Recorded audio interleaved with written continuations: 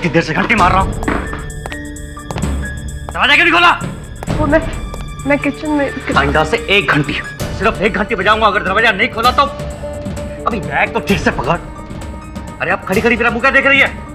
Bag रखो, जाकर पानी लेके आ मेरे लिए। चुप! दिमाग खराब करके रखती, काम की ना काज की। शालिनी, शालिनी! अरे ठीक से घर नहीं संभाल सकते क्या आप? अरे यार कितना टाइम हो गया, मुझे लगता है आज तो आधा मैच निकल गया होगा। देखिए भाई कितने रन बनाए। सुकून से मैच देखेंगे अभी। हाँ मारो मारो मारो मारो।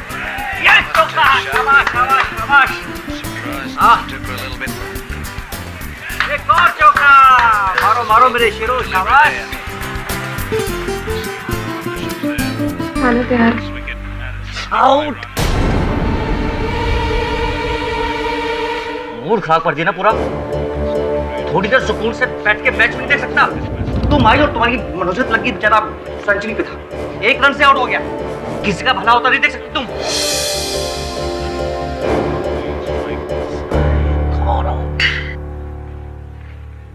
मैंने सोचा खाना तैयार था तो परोस देती, फिर बर्तन साफ कर लेती। आराम करना है? दिन भर क्या करती हो तुम? दिन भर आराम कर करके तुम्हारा जी नहीं भरता? एक दिन आदमी घर पे जल्दी आ गया, थोड़ी देर सुकून से टीवी देख लिया तो तुम्हारे कलेजे में जलन बच गई। अरे तुम तो बैठी रहती हो यहाँ पर आराम से घर में। अरे तुमको क्या पता आदमी कितना काम करता है बाहर गधे की तरह, तब जाके 4 पैसे आते हैं। अब मेरा मुंह क्या देख रही हो? बताओ ना क्या बना है खाने में? आलू की सब्जी। आलू की?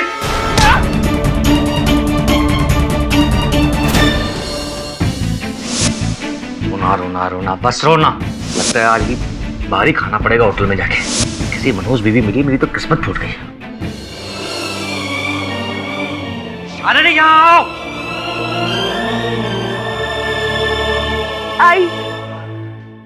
कब से चिल्ला रहा हूं मैं? पहली हो गई तुम। और ये शर्ट इस्त्री क्यों नहीं है?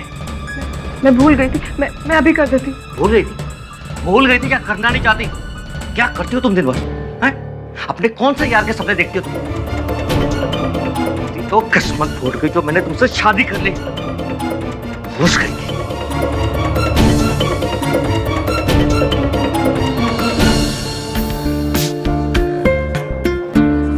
क्या तू मुझे धमकी दे रहा है? मुझे? अबे तू मेरा बाल भी बांका नहीं कर सकता। और सुन, होगा वही जो मैं चाहूंगा और तू वही करेगा जो मैं कहूंगा तुझे करने के लिए। तेरी जान मेरी मुट्ठी में है। मैंने मुट्ठी कस दी ना तो जान से जाएगा। बोलना नहीं इस बात को, समझा क्या? चला फोन रख। जी सर। आइस क्यों नहीं इसमें? इसमें आइस क्यों नहीं है? सर अभी लाया सर। अरे झक मारने के लिए खुला है, जब सर्विस नहीं दे सकते। ये लीजिए। सॉरी सर, आपने दूसरा बना।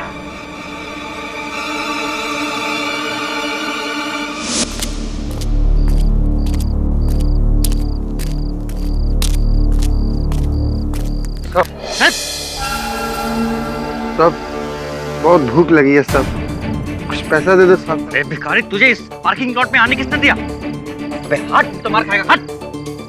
भिखारी कहां से चले आते हैं?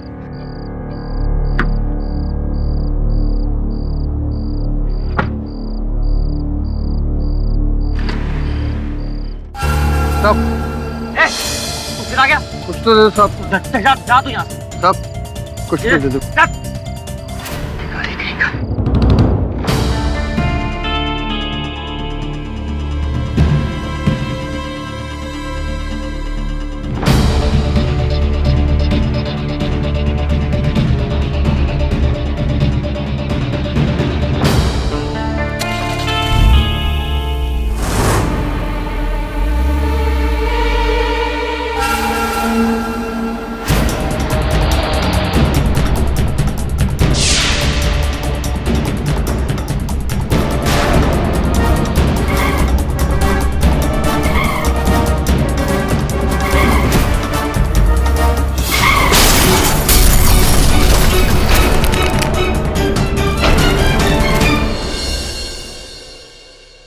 सर।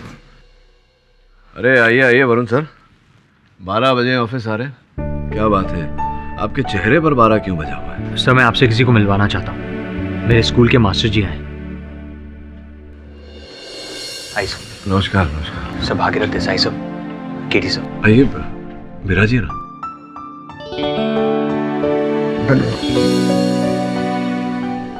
बड़ा भाग्यशाली है वरुण कि इनके मास्टर जी अभी भी इनके साथ है। बरसों से मैं अपने मास्टर जी को खोजने का प्रयास कर रहा हूँ, पर दुर्भाग्यवश मिले नहीं। चाहे नहीं बेटा, रहने दो।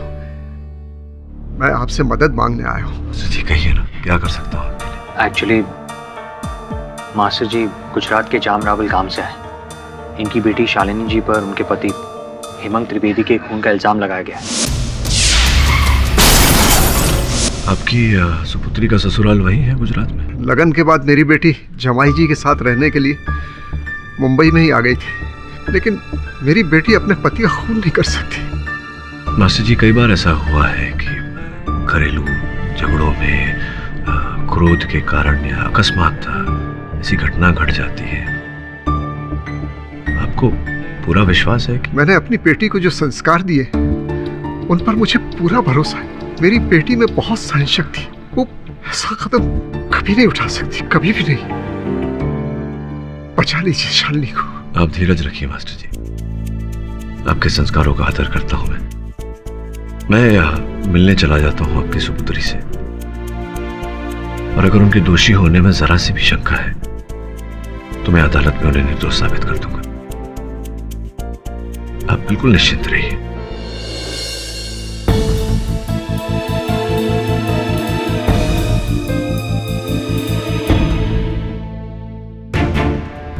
सोन के पति हेमांग जी की करतूत है। रोज मारना खाली देना उनका स्वभाव था। दाते तो शालिनी जी के धैर्य की।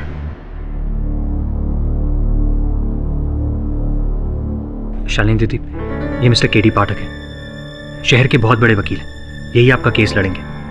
मुझे केस के बारे में कोई बात नहीं करनी है। केस के बारे में नहीं है, मैं आपसे बात करनी है। मुझे आपसे कोई बात नहीं करनी है, ना ही मुझे आपको कुछ बताना है। मुझे मेरे हाल पर छोड़ दीजिए। फांसी होती है तो हो जाए।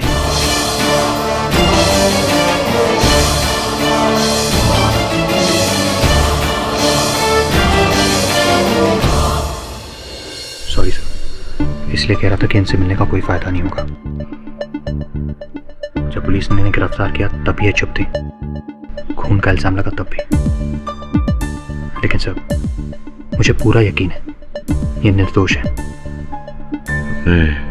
इस यकीन को प्रमाणित कर पाएगा वरुण? यकीन शब्द का प्रयोग सोच समझ कर करना चाहिए। मुझे लगता है इनकी चुप्पी के पीछे कोई बहुत बड़ा रहस्य है। योर ऑनर, वैसे देखा जाए तो ये केस ऊपर से बहुत ही सिंपल है। हेमांग त्रिवेदी जो मार्बल और टाइल वगैरह के डीलर थे, वो 23 मार्च की रात को हैप्पी डाइनिंग हॉल के पार्किंग लॉट से अपनी गाड़ी में बैठे और वहां से निकले। रास्ते में उनका एक्सीडेंट हुआ, गाड़ी भी जल गई और उनके साथ हेमांग, वहीं पर उनकी मौत हो गई। आसपास खड़े लोगों का कहना यह है कि उन्होंने अपनी कार का संतुलन खो दिया और उनका एक्सीडेंट हो गया, लेकिन बात कुछ और है योर ऑनर। एक्सीडेंट की वजह भी कुछ और है। हाँ, उस बात पर मैं बाद में रोशनी डालूंगा, लेकिन उससे पहले हेमांग का बैकग्राउंड जानना हमारे लिए बहुत जरूरी है, और इसके लिए मैं हेमांग की बहन कृपा परमार को कटघरे में बुलाना चाहूंगा। जय श्री कृष्ण बे। जय श्री कृष्ण। हेमांग के बारे में कुछ बताएंगी आप? बहुत अच्छे थे, बहुत ख्याल रखते थे वो मेरा। मैंने तो सुना है कि वो बहुत गुस्सा वाले थे, बहुत गाली गलौज करते थे वगैरह वगैरह। झूठू बोलो छे, झूठ बोल रही है ये। वो बहुत अच्छे थे। उन्होंने मेरी और अविनेश की शादी करवाई। मेरे माता पिता इस शादी के खिलाफ थे, पर भैया ने मुझे और अविनेश को अपने घर रखा। अगर वो ना होते तो मेरी और अविनेश की आज तक शादी ना होती। तो शालिनी जी के साथ उनको प्रॉब्लम क्या थी? प्रॉब्लम भैया को नहीं, इसे थी। मैंने कई बार इससे पूछने की कोशिश की, पर मुझे कभी कुछ नहीं बताया। आप ही पूछ लीजिए, चाहे बता दे आपको। लेकिन इतना बोल सकती हूँ कि गलती इसी की थी। एक मिनट, इतने यकीन के साथ आप कैसे कह सकती हैं? देखिए, भैया रोज शॉप पे चले जाते थे और ये मैडम, इसके तो पैर घर में टिकते ही नहीं थे। कभी शॉपिंग, कभी डॉक्टर, तो कभी कुछ और। किसी ना किसी बहाने ये घर के बाहर ही रहती थी। मुझे तो लगता है कि इसका जरूर किसी ना किसी के साथ चक्कर होगा।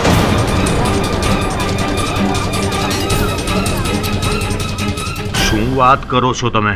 क्या बोल रही हैं आप? भैया ने मरने के 2 दिन पहले नई गाड़ी खरीदी थी। हम दोनों भाई बहन बहुत खुश थे, पर इसे तो हमारी खुशी में शामिल होना ही नहीं था। आई आधे घंटे बाद हाथ में सब्जी का थैला लिए हुए। भैया, आज मुझे ना आप पे बहुत गर्व है। आपने ये नई कार लेके ना अपना सपना पूरा कर दिया। बहुत खुश हूँ मैं आपके लिए। आप देखना, चुन चुन के चीजें लेके आई हूँ, सजाऊंगी इनको। दूर खड़ी रही मुंह फुलाए हुए। सब भी तो सिर्फ एक बहाना था। गई होगी अपने बॉयफ्रेंड के साथ जलसा करने के लिए। अरे रे रे, हे भगवान, आऊ करूँ हमने? हाँ? अच्छा, मुझे एक बात बताओ कि आपको यकीन है कि आपके भाई का खून इसी ने किया होगा? हाँ, तो इसी ने ही किया है।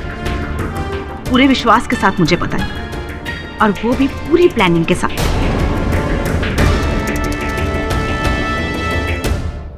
और उनके पास योर ऑनर वजह भी थी, क्योंकि शालिनी जी के अफेयर के बारे में उसके हस्बैंड को पता चल गया था। तो वो उन पर गुस्सा करते थे, उन्हें मारते थे, और शालिनी जी को गुस्सा आ गया और शालिनी जी ने इस इनहेलर में मिथॉक्सिन नाम का जहर मिलाकर उनकी हत्या कर दी। मिलॉर्ड, ये इनहेलर पुलिस को मौका वारदात से मिला, और फोरेंसिक रिपोर्ट जो कोर्ट में पेश की गई है उसमें साफ साफ लिखा है कि उनकी मौत मिथॉक्सिन नाम के जहर से हुई है, जो इस स्ट्रिप में था। और ये स्ट्रिप इस इनहेलर में डालने का काम शालिनी जी करती थी, हाँ या ना? और मिलॉर्ड, शालिनी जी इस जहर के बारे में अच्छी तरह जानती थी, क्योंकि इन्होंने अहमदाबाद की SK Mangrolia medical college of science से B फार्मा की डिग्री ली है। सही है ये? तो इनको ये जहर के बारे में अच्छी तरह पता था। मिस्टर पाठक, आप गवाह से कुछ पूछना चाहते हो? जी नहीं योर ऑनर, इस समय इनसे कुछ नहीं पूछना चाहता, किंतु अभियोग पक्ष महोदय से एक प्रश्न करना चाहूंगा। कौन सी डिग्री हासिल की है आपने? पाठक साहब की भी बात करो। जो अरे वकील हूं तो फिर वकील की डिग्री तो हासिल की होगी ना। वकालत की, ऑफ कोर्स। तो मान लीजिए कि आपके पड़ोसी के साथ आपकी अनबन हो जाती है, हाथापाई हो जाती है, और उसी रात आपके पड़ोसी की हत्या हो जाती है चाकू घोंपकर। चाकू पर किसी की उंगलियों के निशान नहीं मिलते, तो क्या ये मान लेना उचित होगा कि आपने अपनी वकालत की डिग्री का दुरुपयोग करके अपने पड़ोसी की हत्या की? अरे योर ऑनर, कहने का तात्पर्य ये है कि जो दलील देसाई साहब ने प्रस्तुत की है अदालत में, वो बहुत ही झिरझिरा है, और उससे ये प्रमाणित नहीं होता कि यह हत्या मेरे मुवक्किल ने की है। अरे पर मिलॉर्ड, मिथॉक्सिन जहर का इस स्ट्रिप में होना ये काफी नहीं है? नहीं, काफी नहीं है मिस्टर पाठक। ये माइथॉक्सिन इतना जहरीला पदार्थ है कि 0.5 मिलीग्राम एक आदमी को मारने के लिए काफी है। नहीं, सत्य है, आपकी बात सत्य है।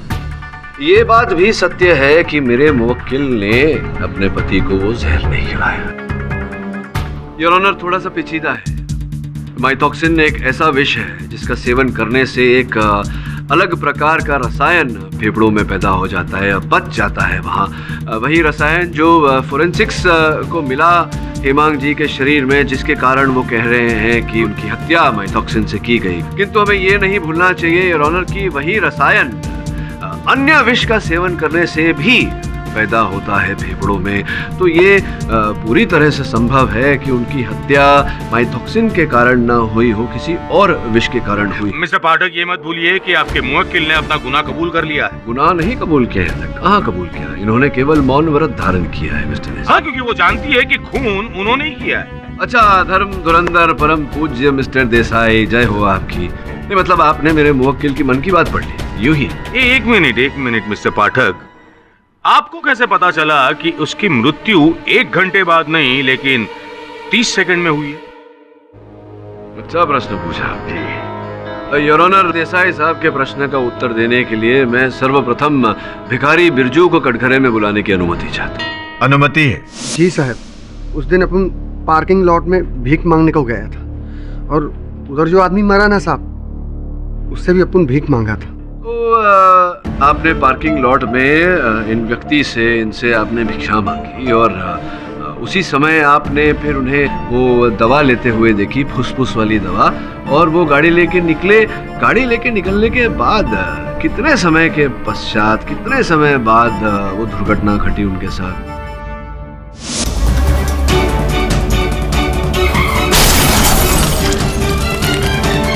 साहब ऐसा कुछ तुरंत हुआ साहब। तुरंत मतलब गाड़ी लेके निकले और आपने वो धमाके की आवाज सुनी? हाँ हाँ 30 सेकंड के आसपास होगा।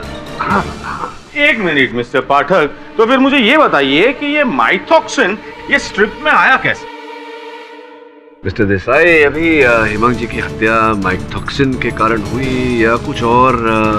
माइथॉक्सिन स्ट्रिप में मेरी मुवक्किल ने रखा या किसी और ने, यही तो प्रश्न है। इसलिए मैं कहता हूँ हमेशा कि जो दिखता है वो होता नहीं, जो होता है वो दिखता नहीं। हो सकता है इस केस में जो दिख रहा है वो ना हो और जो नहीं दिख रहा है वही हो। इसी कुछ समझे आप? हाँ नहीं मतलब समझे या नहीं समझे? नहीं, वैसे आपकी बातों से दो बात समझ में आ गई मुझे। अच्छा, दो बातें सर? हाँ, दो बातें। एक पहली ये कि मिस्टर हेमांग की मृत्यु शायद इस माइथॉक्सिन की वजह से नहीं हुई है, और दूसरी बात ये कि कोई और भी है जो उसे मारना चाहता था। क्या बात है मिस्टर देसाई, क्या बात है। योर ऑनर, मैं समर्थन देता हूँ मिस्टर देसाई की दलील को। समर्थन देते हुए मैं माधव जी को कटघरे में बुलाने की अनुमति चाहता हूँ। अनुमति है।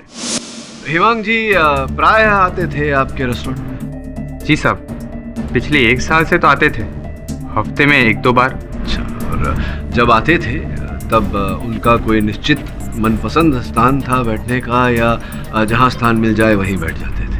नहीं साहब, उनका एक फिक्स टेबल हुआ करता था, मैं ही उन्हें दारू सर्व किया करता था। दुर्घटना वाली थी जब वो आपके रेस्टोरेंट में आए और बैठे और आप उन्हें मदिरा परोस रहे थे। आपने उन्हें अपने दूरभाष यंत्र पर अपने फ़ोन पर किसी से वार्तालाप करते हुए सुना था। बड़े क्रोध में, गुस्से में थे वो, किसी से बात कर रहे थे।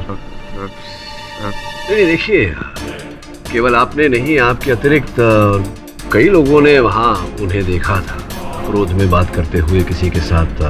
तो बेझिझक बताइए अदालत को, कैसा हुआ था या नहीं? हेमांग साहब किसी से फोन पर झगड़ा कर रहे थे। अच्छा। गुस्से में गाली भी दे रहे थे, यहाँ तक कि उन्होंने मारने की भी धमकी दी थी। तो जान से मार देने की धमकी भी दी थी? किसे धमकी दे रहे थे वो जान से मार देने की? आप उनको कैसे पता चलेगा साहब? अभी देखिए, मुझे पता चल चुका है। वो भी जरा सी सहायता मिली आप ही के दूरभाष यंत्र की सूची से, आपके मोबाइल फोन रिकॉर्ड से। ये देखिए, आप ही का नंबर है ना ये? आश्चर्यजनक बात है माधव जी कि एक वेटर और ग्राहक के अतिरिक्त और भी संबंध था आपका हेमांग जी के साथ।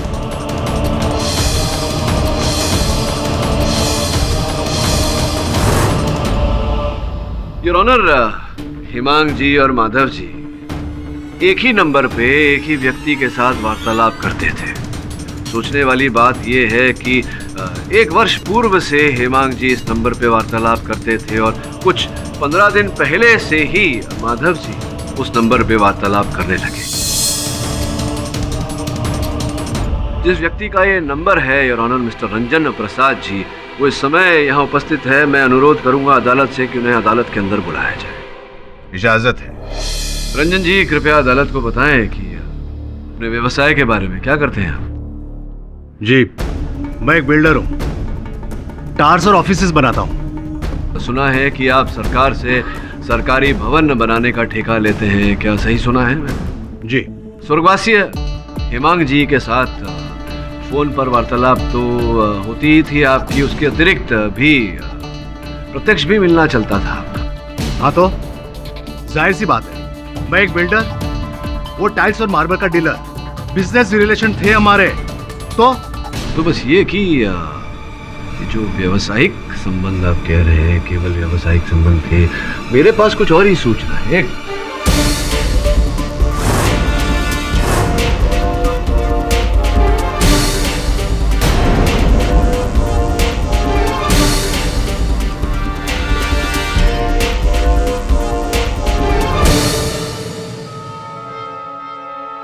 जी मैं 15 लाख रुपए आपने दिए थे हेमांग जी को। कैसा बेहुदा सवाल है। मैं अगर उससे माल खरीदता हूँ तो उसका पैसा तो चुकाना ही पड़ेगा ना। मुफ्त में कोई माल नहीं देता। बिल्कुल बिल्कुल, nothing like a free lunch. लेकिन ये देखिए, माल तो केवल 5 लाख रुपए का रिसीव किया था आपने, उसके लिए 15 लाख रुपए आपने दिए। कहीं आपके आदमियों से भूल तो नहीं होगी माल गिनने में? Objection your honour. कोई कितने का माल कितने में बेचता है वो पर्सनल इशू है। ये मिस्टर हेमांग और रंजन जी की आपस की साठगांठ है। योर ऑनर, रंजन जी और हेमांग जी के बीच की साठगांठ में अदालत को विस्तार में वास्तविकता में हेमांग जी मार्बल और टाइल के व्यापारी थे ही नहीं, वो रंजन जी के मोहरे थे।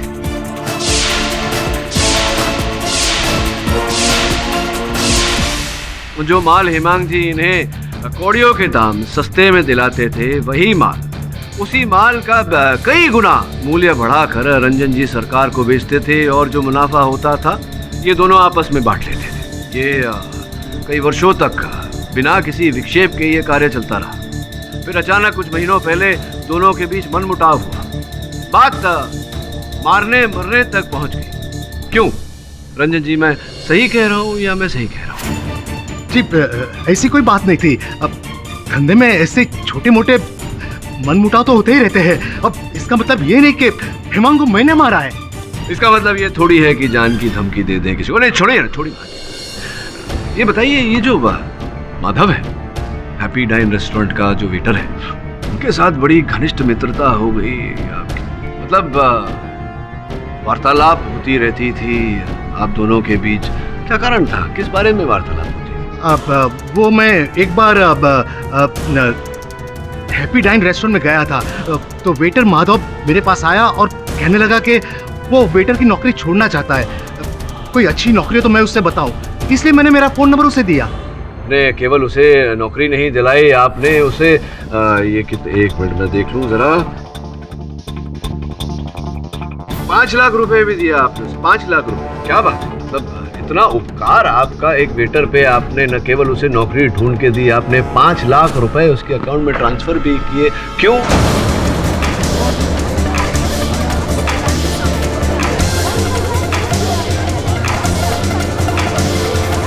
तो क्या ये मित्रता थी, आपकी दया भावना थी, या आप किसी विशेष कार्य के लिए उसे ये रुपए दे रहे थे, सुपारी के तौर पर किसी की हत्या करने के लिए? बोलिए ना। जी हाँ, मैंने वेटर माधव को सुपारी दी थी हेमांग को मारने के लिए।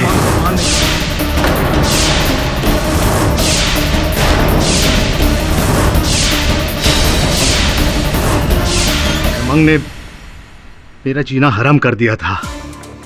सरकार को हम उल्लू बनाने के बाद जो प्रॉफिट होता था उसमें 50-50 बांट लेते थे, लेकिन उसने मेरे से 80% मांगे।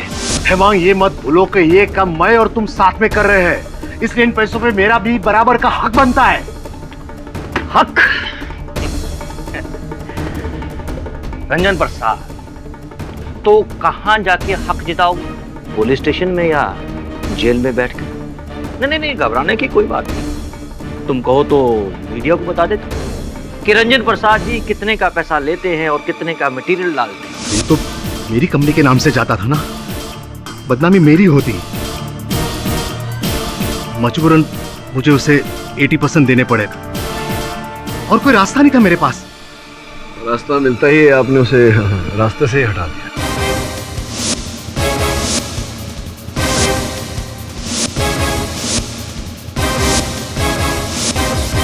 बोलिए ना, आप तो सत्य बोलिए। जी हाँ, मैं जानता था कि हेमांग अक्सर हैप्पी डाइन रेस्टोरेंट में जाता था और ये माधव वेटर ही उसे ड्रिंक्स सर्व करता था, इसलिए माधव को पैसे देकर मैंने उसके ड्रिंक्स में जहर डालने के लिए मना लिया। मैंने हेमांग साहब को नहीं मारा सर, वो तो 5 लाख की लालच में मैंने रंजन साहब से झूठ बोला था।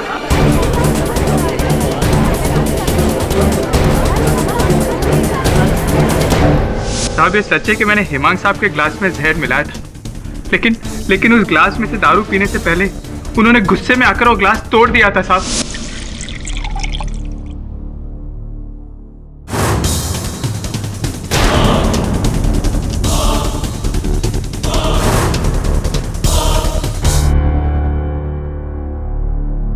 वेटर, जी सर। इसमें आइस क्यों नहीं है? अब सर अभी ला, ये लीजिए सर। सॉरी सर, आपने दूसरा बना था। माँ कसम, मैं सच कह रहा हूँ। वहाँ पे जितने भी लोग थे आप उनसे पूछ सकते हैं। अब मेरे मैनेजर साहब जिन्होंने मुझे डांटा था, आप उनसे भी पूछ लीजिए। मैं बेगुनाह हूँ साहब। मिलॉर्ड, माधव ने तो अपनी बेगुनाही साबित कर ली, लेकिन बचाव पक्ष अभी तक अपनी मुवक्किल को बेगुनाह साबित नहीं कर पाया। योर ऑनर, अभियोग पक्ष भी अभी तक ये प्रमाणित नहीं कर पाई है कि मेरी मुवक्किल दोषी है। सिर्फ डिफेंस ही नहीं, प्रोसिक्यूशन भी कोई ठोस सबूत या गवाह पेश नहीं कर पाई जिससे यह अदालत किसी नतीजे पर पहुंचे। यह अदालत दोनों पक्ष को पुख्ता सबूत और गवाह पेश करने की हिदायत देती है। तब तक के लिए यह अदालत स्थगित की जाती है। The court is adjourn. बोले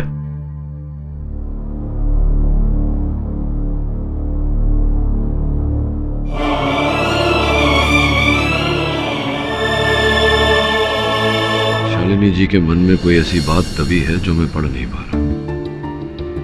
बस अब अगर शालिनी दीदी बोलेंगी नहीं तो अपन उनकी मदद कैसे कर सकते हैं?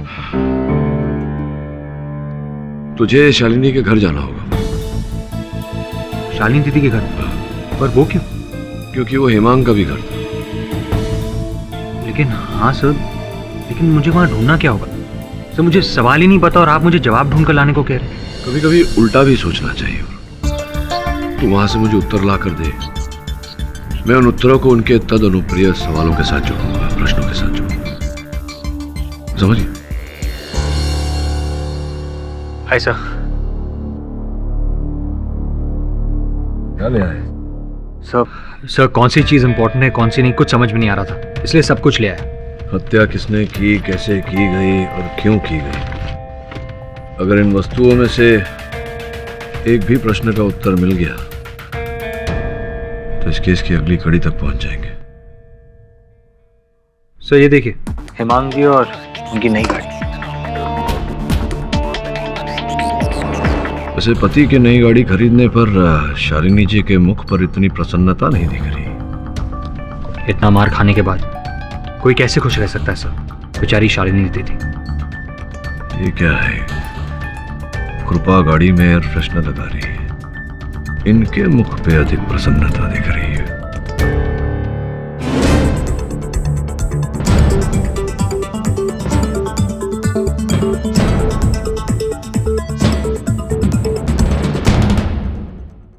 जितनी भोली तेरी शालिनी दीदी लगती है वरुण, उतनी है नहीं। बहुत बड़ी भूल हो गई मुझसे, जो एक अपराधी को बचाने का प्रयास कर रहा था। आप समझ गई होंगी मैं क्या कहना चाहता हूं। दवा का यह पैकेट आप ही के घर से मिला, टिक्सोटिकिन, जो रोगियों को हाई ब्लड प्रेशर अर्थात खून का दबाव अधिक होने के लिए दिया जाता है। बाकी रोगियों की तरह आपके पति हेमांग भी आधी दवाई खाते थे रोजाना, आधी अभी भी इस पत्ते में रखी हुई है। जांच करने पर पता चला कि यह दवा टिक्सोटिकिन नहीं, रैपिड्रिन है। रैपिड्रिन वो दवा जो रोगियों को दिया जाता है जिनके शरीर में लहू का प्रभाव धीमा होता है, लो ब्लड प्रेशर। आप जानती थी कि अगर हेमांग जी ये दवा खाएंगे तो उनका ब्लड प्रेशर और भी बढ़ जाएगा और ये उनके लिए घातक साबित हो सकता है, मौत हो सकती है उनकी। ऐसा ही हुआ। आपकी सहन शक्ति चरम सीमा तक पहुंच गई थी, इसीलिए आपने अपने पति को मारने की ये योजना बनाई। आप अपराधी हैं शालिनी जी, और आपको अपने अपराध का दंड अवश्य मिलेगा। चल वरुण। मैं अपराधी नहीं हूं और ना ही मुझे मौत का डर है। शादी के बाद 1 साल से मैंने हर पल मर मर कर जिया है। जिस रात हेमांग की मौत हुई उस दोपहर भी उसने मुझे बहुत मारा, बहुत पीटा, बहुत गालियां दी मुझे और मेरे बापू को, मेरी मरी हुई माँ को। उनका क्या कसूर था? सही कह रहे हैं आप, बात सच में सहन शक्ति से बाहर पहुंच गई थी। और मुझे मुक्ति चाहिए थी। तलाक लेती तो गांव में बापू की बदनामी होती, तो ये रास्ता बचा था मेरे पास।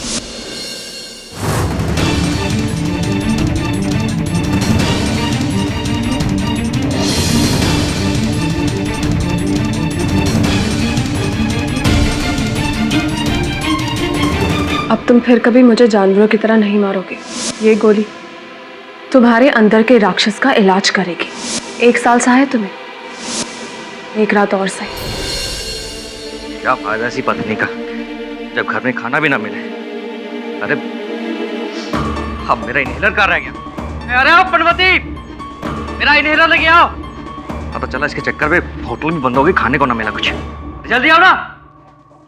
अब दवाई है ना इसमें? मनहूस कहेंगे।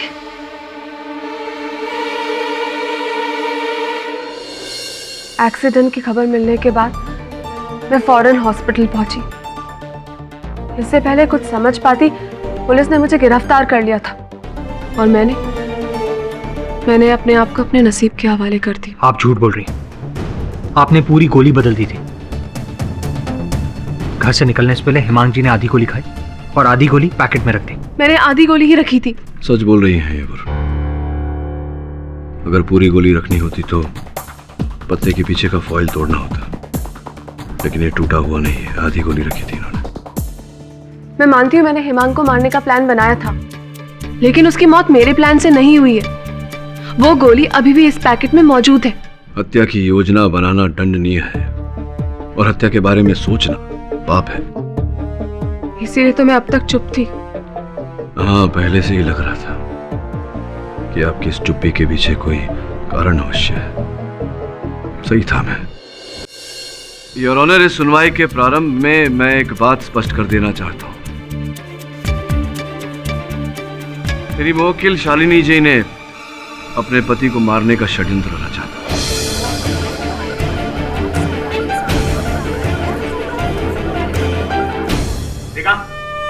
देखा योर ऑनर? हाँ, मैं तो कीधु तू तो हरी ज्ञान है केडी बापू। देसाई साहब, मैंने केवल इतना कहा है कि शालिनी जी ने अपने पति को मारने की योजना बनाई थी। ये नहीं कहा कि इन्होंने अपने पति की हत्या की है। केडी साहब, जब योजना बनाई तभी तो खून हुआ ना? जी नहीं, अंतर है। हत्या किसी और ने की है। मिस्टर पाठक, साफ साफ कहिए। योर ऑनर, शालिनी जी के पति इन पर शारीरिक और मानसिक अत्याचार कर रहे थे। जब इनकी सहन शक्ति टूटी तो इन्होंने अपने पति को मारने की योजना बनाई। जो दवा की गोली प्रतिदिन हिमांग जी खाते थे अपने रक्त के बहाव को धीमा करने के लिए, उसके स्थान पर अलग गोली रखकर ये उन्हें मारना चाहते थे।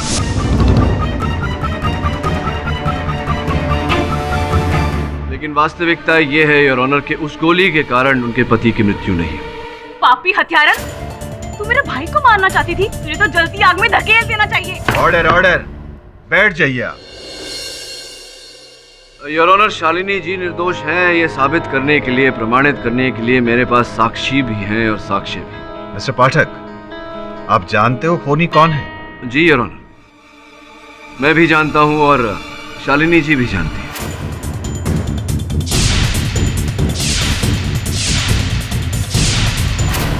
मुझे एक बात बताइए, अगर शालिनी जी को पता है कि खूनी कौन है तो फिर वो चुप क्यों रही? और चुप रही योर ऑनर तो उसमें उनका फायदा क्या?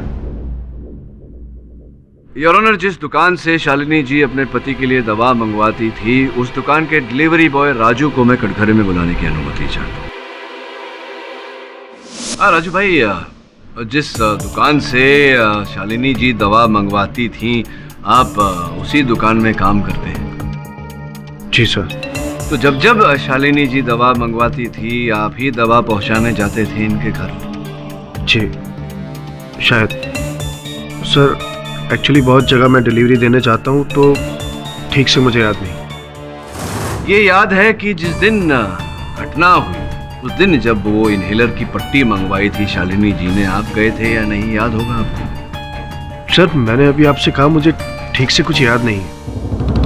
ये तो अवश्य याद होगा कि आप किस प्रांत के वतनी हैं।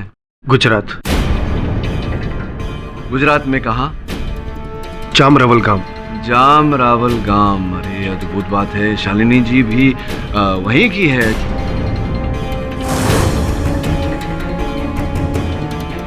कहीं ऐसा तो नहीं कि कौन से महाविद्यालय में शिक्षा प्राप्त की आपने? सर, S K Mangrolia college of medical science. S K Mangrolia college of medical science, जहां से शालिनी जी ने भी शिक्षा प्राप्त की। कहीं ऐसा तो नहीं कि आप दोनों एक ही वर्ग में थे? कहीं ऐसा तो नहीं राजू भाई कि आपने 2 साल पश्चात ही पढ़ाई छोड़ दी हो और उसी महाविद्यालय से शालिनी जी ने अपनी डिग्री प्राप्त की हो? क्या सत्य है? आप कहना क्या चाहते हो मिस्टर पाठक? अदालत को ये बताना चाहता हूँ योर ऑनर कि राजू जी और शालिनी जी एक ही प्रांत के हैं। दोनों एक ही विद्यालय में एक साथ पढ़ते थे, एक ही वर्ग में। दोनों के बीच में प्रेम प्रकरण चल रहा था, किंतु शालिनी जी के परिवार को यह संबंध स्वीकार नहीं था।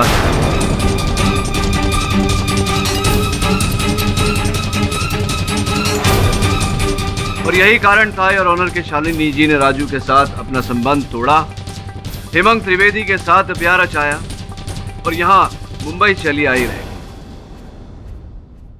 राजू भाई, राजू जी, आप कब आए मुंबई? सर, लगभग 3 महीने पहले। 3 महीने पहले? मतलब मुंबई आते ही आपने उसी क्षेत्र में नौकरी ढूंढ ली, काम ढूंढ लिया जहाँ शालिनी जी रह रही? जी सर। अरे कैसी औरत है तू? अपने यार के साथ मिलकर तूने मेरे महला को मार डाला। छी! Order order, silence please. नहीं जज साहब, मैंने हेमांग को नहीं मारा और ना ही मेरा राजू के साथ कोई रिश्ता है।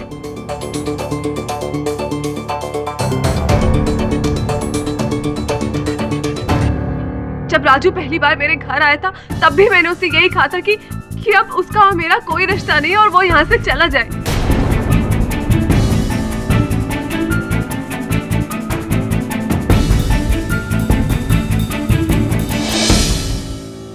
सही कह रही हैं शालिनी जी सर।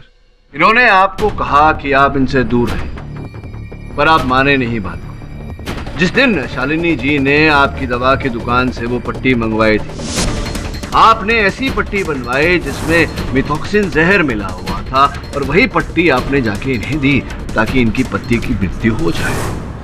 सर, शालिनी की हालत मुझसे देखी नहीं गई। मुझे हेमांग पर गुस्सा आ रहा था सर। शालिनी की हालत मुझसे देखी नहीं गई। मुझे हेमांग पर गुस्सा आ रहा था सर।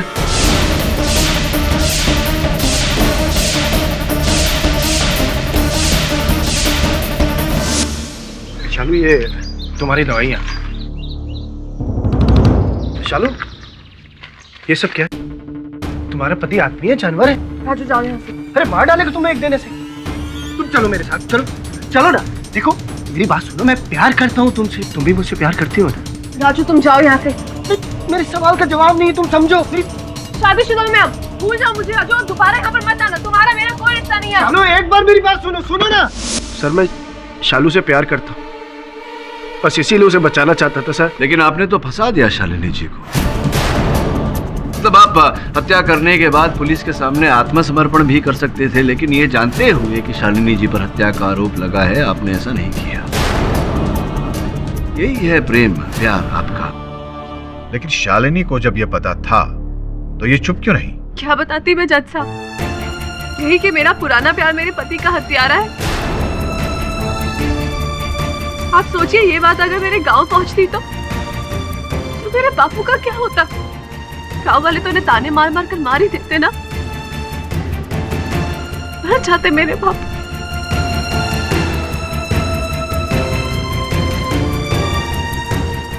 मर जाते वो। सर, मुझसे गलती हुई है, मैं मानता हूँ। योर ऑनर, राजू अदालत में अपनी भूल मान चुका है और मैं राजू की बात से सहमत हूं कि यह हत्या उसने नहीं की, क्योंकि हेमांग जी की मृत्यु मिथॉक्सिन विष के कारण नहीं हुई है। ये शुवलिया, तो फिर किसकी वजह से हुई है? किसने मारा है उन्हें? मिलोड, ये एक मर्डर का केस है और मिस्टर केडी अपनी मुवक्किल को बचाने के लिए मनगढ़ंत कहानी बना रहे हैं।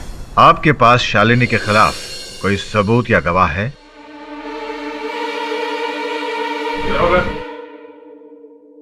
अदालत की पिछली सुनवाई के बाद हमने कार की फॉरेंसिक जांच करवाई, जो कि पहले नहीं करवाई गई थी। जांच के दौरान कार में एक अलग किस्म का जहर पाया गया। ये रही उसकी रिपोर्ट।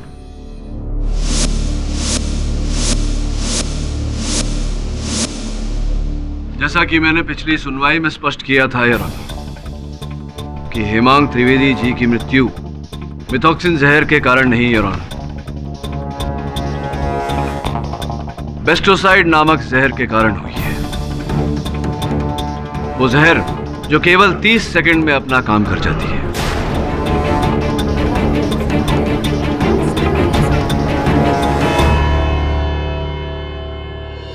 यह अदालत लंच ब्रेक के बाद कार्यरत होगी। जब लग रहा था कि केस अब सॉल्व हो जाएगा, तभी केस ने नया रुख ले लिया। 30 सेकंड में मौत हो जाए, ऐसा बेस्टोसाइड जहर हेमांग जी के शरीर में पहुंचा कैसे? 30 सेकंड उल्टी दिशा में सोचते हैं। ये बता कि मृत्यु से 30 सेकंड पहले हेमांग जी क्या कर रहे थे, कहाँ थे? अपनी कार में नहीं, शायद कार पार्किंग लॉट में थे।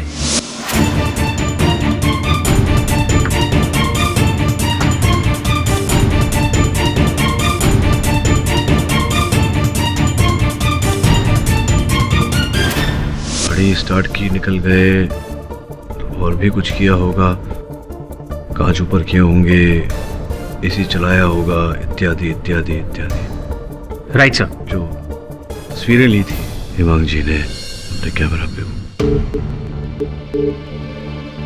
ये थी जो हेमांग जी के कैमरा से ली गई थी? जी हाँ सर।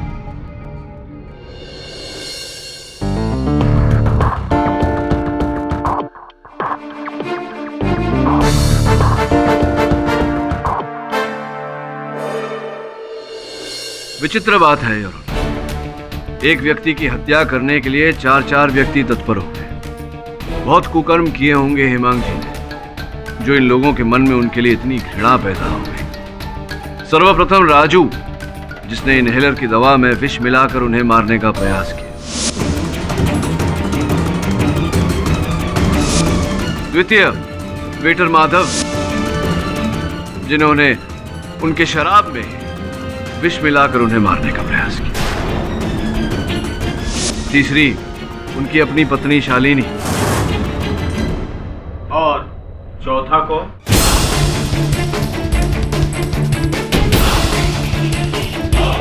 और चौथा को?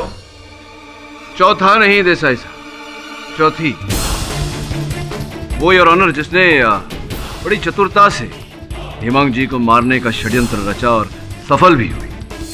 उनकी अपनी बहन कृपा परमार।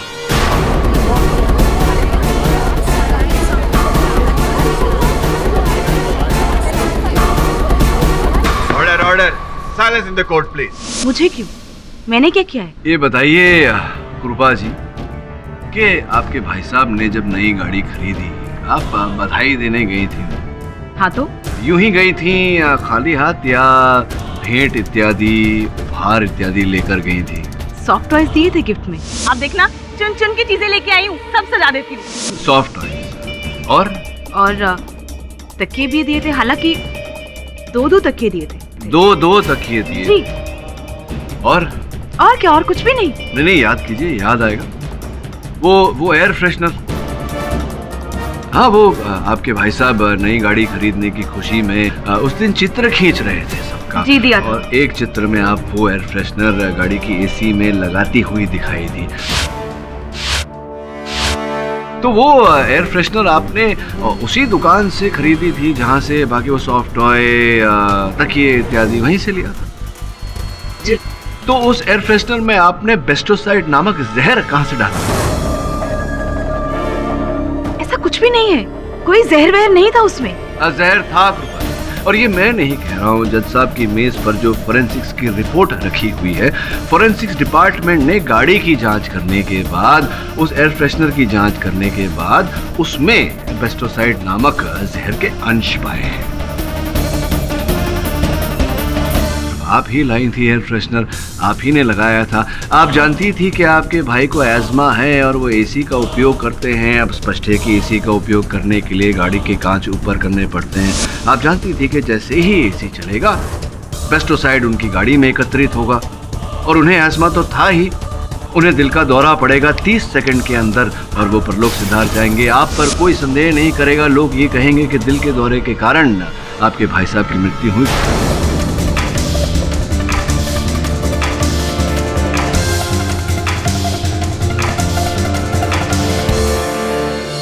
किंतु आप भूल गई कि दुर्घटना के बाद मृत शरीर का पोस्टमार्टम किया जाता है और जहर पाया जाएगा उनके मृत शरीर में, जिसके कारण हम सब यहाँ अदालत में एकत्रित हुए हैं। बड़ी चतुराई से आपने ये षड्यंत्र रचा, सफल भी हुए। केवल ये नहीं जानता मैं कि क्यों आपने किया, आपके भाई साहब को मारने के पीछे आपका उद्देश्य क्या था। कृपया बताएंगी जज साहब को कृपा जी। वो तो सिर्फ एक नाम का भाई था, असल में वो एक नंबर का स्वार्थी इंसान था। मेरे चाचा परेश त्रिवेदी ने संतान थे। उन्होंने अपनी करोड़ों की जायदाद मेरे और हेमांग के नाम करनी थी, पर उनके देहांत के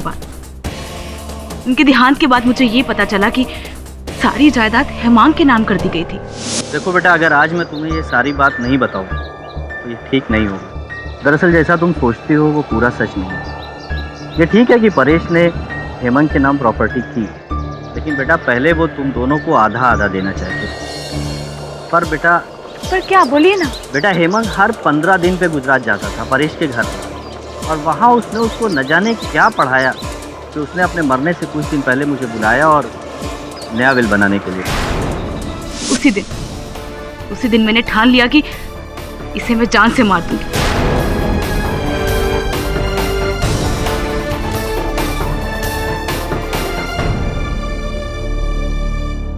द डिफेंस प्रेस। यह अदालत कृपा परमार को हेमांग त्रिवेदी की हत्या में दोषी पाते हुए उम्र कैद की सजा सुनाती है। राजू, रंजन और माधव को हत्या की साजिश रचने के लिए 5 साल कारावास में रखने का हुक्म देती है और शालिनी त्रिवेदी ने अपना गुनाह कबूल कर लिया है, इसलिए उन्हें 2 साल की कैद सुनाती है। The case is closed.